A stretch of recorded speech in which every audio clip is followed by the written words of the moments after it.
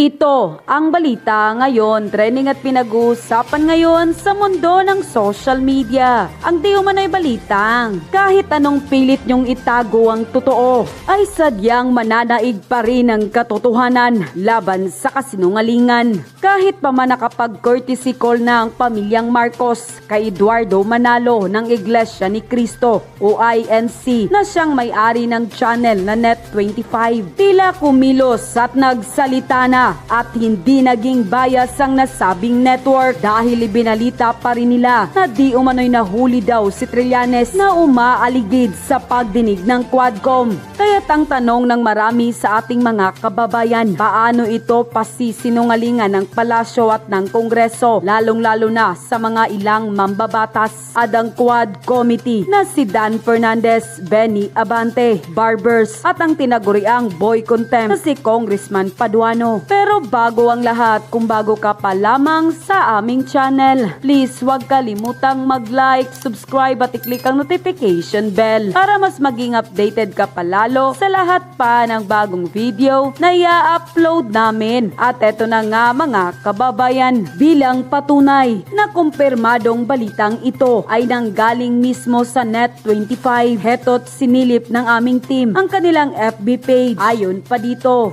nahuli kam si Trillanes na umaaligid sa Quadcom hearing. Bali-balita na si dating Senator Anthony Sani Trillanes ay nasa loob ng kwarto habang kasagsagan ng Quadcom hearing. Ang buong akala ng karamihan ay bali-balita at pawang walang katotohanan nito. Ngunit may pagkakaila pa kaya kung mayroong mga CCTV ang kamera. Unquote. Naging trending pa nga ang usaping ito sa lahat ng social media platform. Ang naging tila pagbubunyag ng Iglesia ni Cristo Network ng Net25 at dito'y tahasang sinabi nila na talagang kitang-kita si Antonio Trillanes. Nakuha pa mismo sa CCTV sa loob pa mismo ng room ng chair committee. Kaya tila wala nang lusot pa at hanggang ngayon ay tiklop pa din ng mga kongresista na sina Benny Abante, Dan Fernandez, Ace Barbers at ang tinaguriang boy content na si Congressman Paduano. Kaya ayon nga sa ilan, lagot sila ngayon dahil Iglesia ni Cristo channel na mismo ang nagsalita at nagsiwalat na hindi ito fake news at totoo talaga ang nasabing balita. Kaya pala nahuli agad ng ilan sa ating mga kababayan na may paganitong post si Trillanes sa social media at ang sabi pa nga niya, and I quote, na-transmit na po ngayon sa ICC ang transcript ng Senate hearing kung saan maraming inamin si Evil Dots tungkol sa EGK. The pertinent Quadcom transcript were submitted early on and all were duly received. Lahat ng ito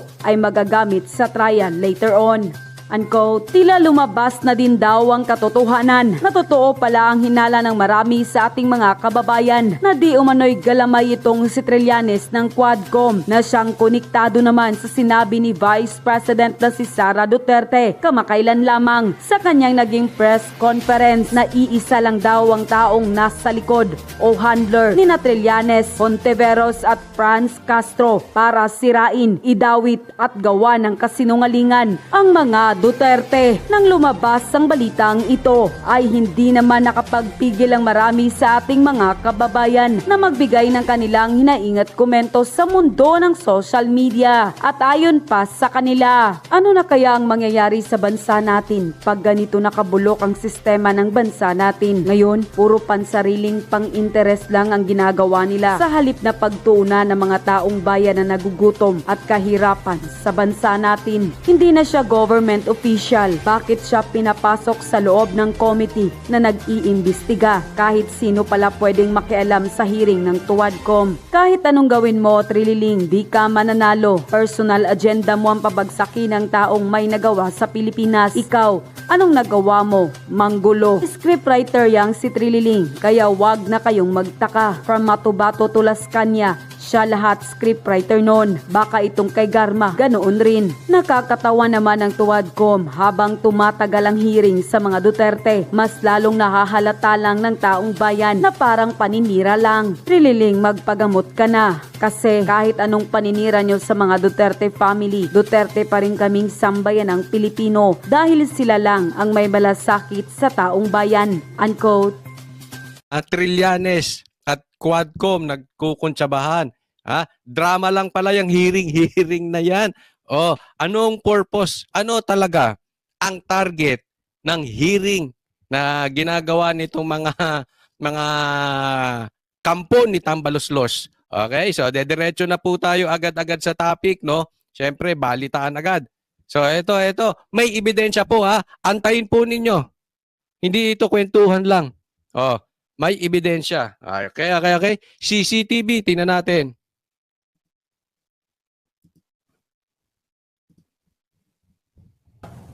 Ang bali-balita na kapag ka meron pong Quadcom hearing ay nasa pali-paligid ang dating senador na si Senador Sani Trillanes. Hindi lang na Ayun, grabe, no? So, eto pag may Quadcom meeting, andyan si Trillanes. Bakit? May ebidensya ba? Asaan ang inyong patunay at ano ang purpose niyan? sa paligid dyan. Oh. Nasa mismong kwarto nung nung chairman ng mga komite. Ayan. Nasa mismong kwarto ng chairman ng komite. Napapagdugtong nyo na. Meron talagang demolition job against the Duterte. Nagkakampihan. Quadcom. Hindi yan galing sa akin. Galing yan sa Net25. Tingnan ninyo. Ano mismo? Si Senador. Oo. Ganun ba? At Akala ko pa naman nasa pali-paligid lang. Parang Andun mismo. sisilip-silip. Mismo sa kwarto ng chairman. Nandun mismo. Hindi man may kakaila dyan. Una, may CCTV. Yari. Huli sa CCTV. May CCTV sa kamera eh. Pangalawa, Ako naman ako, nagtatanong lang ako. Ikaw pala may CCTV sa kamera. Oo. At paglabas mo ng house, may mga CCTV sa paligid ng makikita. Ang alam ko, Walang lusot ngayon, ano? Kasi baka mamaya itatanggi na naman to ni Abante. Itatanggi na naman ni Dan Fernandez. Di ba? May CCTV yan eh. nag-file ito ng Certificate of Candidacy bilang mayor ng Caloocan. Oo. Makakalaban yung along malapitan. Ano lang pala yan, Jen? Batay dun sa impormasyon na nakarating sa akin, smoke screen lang pala yung pagtakbo niya dyan. Sa Caloocan? Oo. So hindi sa seryoso talaga? Para hindi siya masyadong mapaghinalaan. Ayan. Ibig sabihin ganito, mga taga-Caloocan, according dito sa balitang ito, ay niloloko kayo ni Trillanes. Niloloko. Hindi talaga siya concerned sa inyo mga taga-Caloocan. Magising na po kayo. Okay? Smoke screen. Ibig sabihin ay excuse lang niya yan para maging relevant. Kasi siyempre, alam ka naman dakdakan ng dakdak. Wala ka na nga. Di ba? So ngayon, kunwari kaya siya dumadakdak kasi kampanya. Kailangan niya maging mayor ng Caloocan dahil siya ay kandidato. Nakukuha nyo pa yung pagka-connect na itong style ni Trillanes.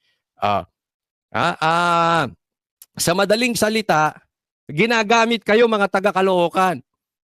Papayag ba kayo dyan? Parang parausan kayo. Sige, kailangan ko kasi kayo. Dyan lang kayo, dyan lang kayo. Hindi niya naman gustong manalo. Ibig sabihin, hindi rin kayo gustong tulungan. Hindi gusto kayong pagsilbihan. Tanong na lang nila Oo, siguro.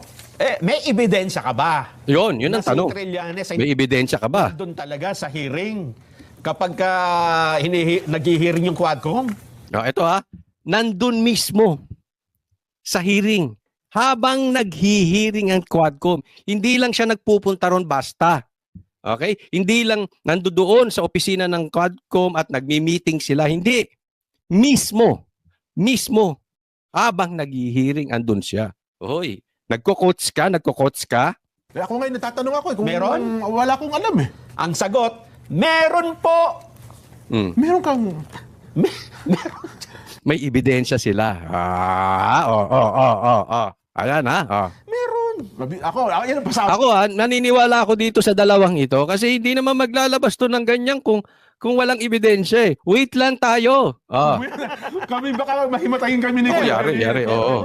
Hindi namin muna ilalabas. Mas maganda, umamin na muna sila. Ayun, antayin natin.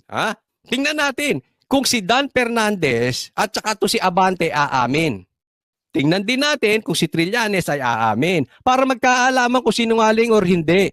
Amin muna kayo. Pag hindi sila umamin or nagsinungaling sila, in denial or tumahimik lang, ilalabas nitong mga ito. Yari, kasi tandaan nyo to si Abante at si Dan Fernandez, ha?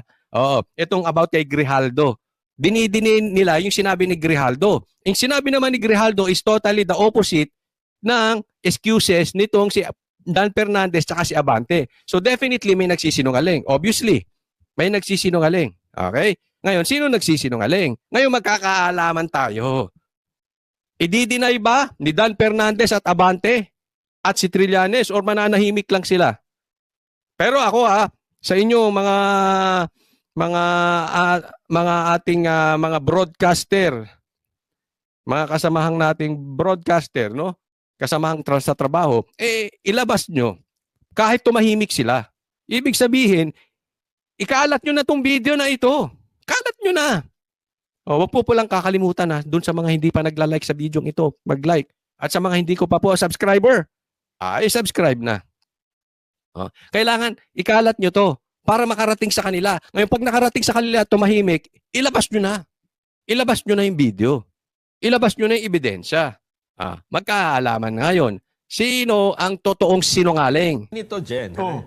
Sino ba ang bumuo at mayroong ipinail na kaso sa International Criminal Court? ICC. Yung grupo ni Sonny Trillanes. Sino may mga dokumento noon at nakakaalam kung ano mga dapat na... Sino nag-file sa ICC ng reklamo? Si Trillanes. Sino may hawak ng dokumento? Si Trillanes. i-corroborate dun sa mga nandoon. Mapatibay yung reklamo niya. Kaya nga sabi ko noon pa, ito hindi ko pa alam yung kay Trillanes, ha? Oh. Kasi pinag-kumpara ko Yung pong ipinail sa ICC at yung mga statement na lumilitaw ngayon, sabi ko hindi na bago.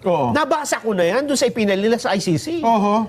Binibigyan lang nila ng mga tao na nagsasalita. Ayun. Kasi nga, ang sabi ng DOJ, hindi kami magbibigay ng mga papeles sa inyo, ICC, sa mga reklamo na yan. Hindi kami makikipag-cooperate. Yes. Pero kung lumitaw sa Quadcom hearing, so pwede na nilang i-extract. Ganun ba ang play? Ganito nangyayari. May reklamo si Trillanes sa ICC, di ba? About sa mga drug war ni Duterte, ni PRRD. Okay? Tapos sabi ng DOJ, ay hindi kami makikikooperate dyan. Hindi kami magbibigay ng mga dokumento about it. So anong ginawa ng Trillanes? According dito sa dalawa, nakipagkuntsaba siya sa Quadcom. Okay? Kaya nga, habang may hearing, okay, gumagawa ng hearing at black propaganda sa mga Duterte, nandoon si Trillanes. Siya ang nagsusupply ng facts. Kaya nga sabi nung isang broadcaster, yung nilalabas sa hearing, yun din ang final ni Trillanes. Okay? So, ibig sabihin, wala silang wala silang dokumento kung paano makakapagbigay sa ICC ng mga facts. Okay? Kaya ngayon, binigyan nila ng buhay through Quadcom. Ngayon, sinasabi ngayon sa Quadcom, nadidiscuss ngayon, di ibig sabihin, yun ang pwedeng pick upin ng ICC. Yun ang pinapalabas nitong dalawang to. Ganun po yung sitwasyon. Ibig sabihin, hindi talaga in aid of legislation. Kaya naghihiring. Ang ibig pong sabihin, gusto lang talaga buhayin yung kaso. Yan po sila Mahilig sila magbuhay ng mga kaso. Style na naman nila yan, di ba? Ginawa na nila yan kay Pastor Kibuloy, di ba? Alam nyo naman siguro lahat yon. Nabasura na yung kaso ngayon, binuhay pa. Ganun po ang style na ginagawa ngayon. Medyo hindi maganda yon kasi dapat maghihiring ka lang in aid of legislation. Hindi natin maintindihan bakit nyo sinusuko ang karapatan ng isang Pilipino sa isang dayuhan. Dapat nga, kapwa nyo Pilipino, kayo nagtatanggol. The fact na nagkaroon ng Senate inquiry, yan po ibig sabihin, gumagana ang hustisya. Ito mga ito, ayaw talaga. Tingnan mo nung na-interview nagkaroon ng hearing sa Senate, ito mga kaanak, ayaw talagang magdemanda. Ang gusto nila magreklamo sa ICC. Alam kasi nila hindi tatayo. Hindi tatayo sa husgado yung kanilang mga ebidensya. Ayaw magdemanda. Wala silang balak magdemanda kay PRRD o sa mga Duterte man. Ang plano nila, manggulo, trial by publicity, siraan sa publiko, tapos sa ICC. Gusto isuko ang karapatan ng isang Pilipino sa isang dayuhan. Ganyan po ang system nila. Ganyan po ang kanilang talagang malakihang plano. Bakit? May mga pangarap po kasi ito sa 2028 at alam nila ang Duterte ang sagabal sa kanilang pangarap. At alam nila ang mga Duterte galit sa mga komunista, galit sa mga NPA, galit sa mga adik. Meron pong kasing isyong malaki dyan. Kaya po, todo kontra sila sa mga Duterte. Ito na. Pwede mo nang i-extract. Kaya pala ang statement kayo, Oo. maging sa Senado, Hindi sila magbibigay. hindi kami magbibigay ng anumang dokumento. Pwede naman kunin. Pero walang pumipigil sa inyo Bakit naman hindi, di ba? sapagkat public documents yan Oo. na kunin yung anumang nangyari sa pagdinig ng Senado at saka ng Quadcom. Gigets nyo na. So, hindi makiki-cooperate. Di umano, itong DOJ, na kung saan ay nasa pangunguno ni Boying Remulla, hindi daw sila makiki-cooperate sa ICC. Pero walang pumipigil sa inyo. So ngayon, nandiyan na, nasa Senado na, nasa Quadcom na, yung transcript, pupulutin na lang ng ICC. Ganon. So ang datingan sa akin, napaka-ipokrito, hindi kayo makiki-cooperate, hindi kayo magbibigay ng dokumento. Pero walang pipigil sa inyo kunin yan. Lusot, di ba? Ang galing ng administrasyon mo, Marcos. Ang galing ng plano. Ang galing mo ng administrasyon mo diyan sa Kamara, Martin. Eto pa, ang katunayan, Jen. Ha? Eto, ang katunayan. Anong katunayan? Ito pa, ha? Former Senator Antonio Sani Trillanes report on Wednesday, today yan, ha? Okay. Said the transcript of the Monday Senate hearing on the former administration's drug war has been sent to the International Criminal Court. Na ang Yung transcript pinadala na Wednesday. Pinadala na agad sa ICC. Nung naging hearing diyan sa Senado. sabi niya na The transcript ang transcript of the Monday Senate na ang hearing pagdinig noong Lunes sa Senado on ay the former administration's drug war tungkol sa dating kampanya ng yung drug war ng Dating dating administrasyon ay has been sent to the International Criminal Court. naipadala na sa International Criminal Court. Ito pa, dagdag, ha? That pertinent Quadcom transcripts, Quadcom ito, ha? Paano tatagalogin yung pertinent? pertinent, Yung, permanente. mga importante. Oh, ha? Yung the pertinent Quadcom transcripts were transmitted early on. Mas maaga pa na send sa ICC yung mga transcript galing sa Quadcom. Early on. So, Bilis kilos ang Quadcom, no? Talagang, sige, padala na yan sa ICC. Nang gagalaiti ang bibilis magsikilos ng mga bata mo, Martin. Mga kampon mo, Martin, talagang napakasigasig. Ang tanong, bakit ba? Hindi, tanong ko kayo, bakit kaya? Ay, mga manunod, bakit kaya napakasigasig? Basta may patungkol sa paninira o kasiraan ng mga Duterte ang sisigasig ng kampon mo. Tamba. Noon pa, maaga pa, and all were duly received. nako po. So, May ebidensya yan. Pinadala na, tanggap. So, ganyan po ang galawan nila. parang napatitibayan nga, Nelson. Ano ha? Yes, nga sinasabi ko. Kaya siya nandun dahil ito ang pinadala namin, ito yung kasong ipinail namin sa ICC. Nako. Ito yung mga kulang. Ito, Nako. walang magko-corroborate ito. O yan, Oho. si Garma, ilagay mo dito. Sino pa? O ikaw, dito ka. Di ba? So, tulungan sila. Sa madaling salita, kuntsabahan. Sa Tagalog, sindikato. Hindi. Iba naman yung sindikato, Coach Oli. Hindi. Sige, kung hindi man sila sindikato, parang galawang sindikato, di ba? Di ba? Hindi galawang sindikato yan eh. Ay ko lang. Tapikin mo si mataas na politiko. Ito, supply nyo. Ito, kailangan.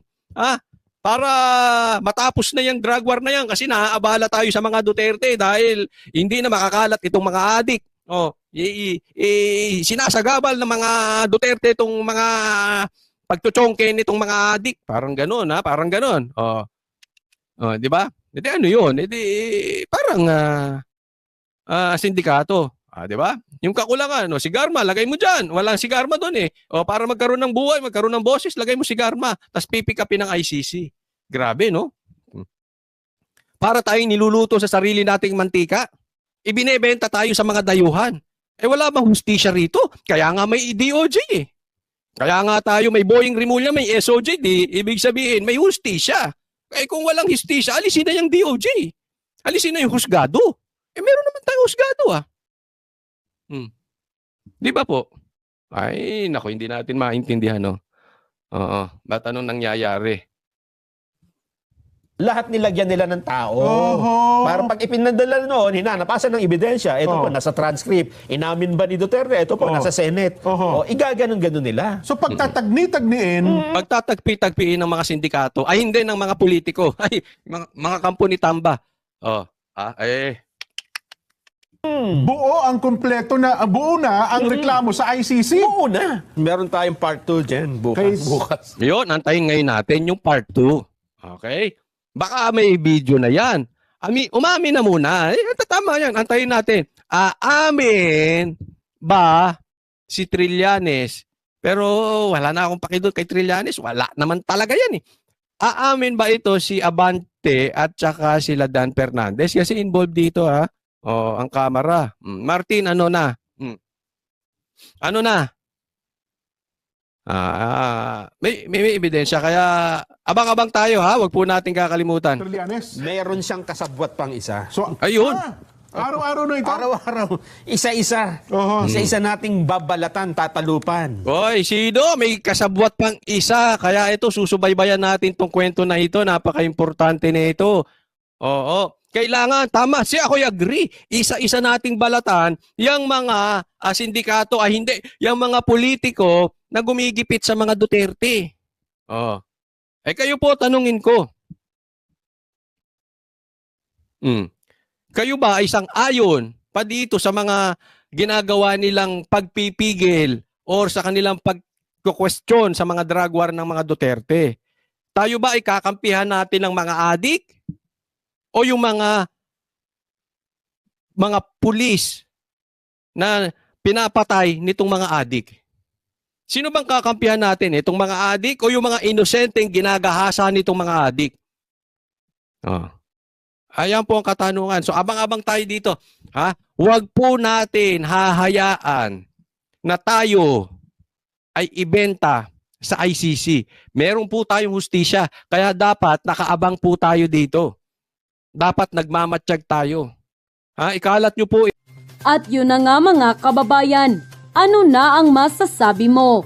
Kung mayroon kayong hinaingat komento patungkol sa balitang ito, please comment down below. Pag-uusapan natin yan sa comment section. At kung nagustuhan nyo ang video, ay huwag kalimutang mag-like at i-share na din para mas marami pang makaalam at umabot ito sa marami sa ating mga kababayan. Maraming salamat po.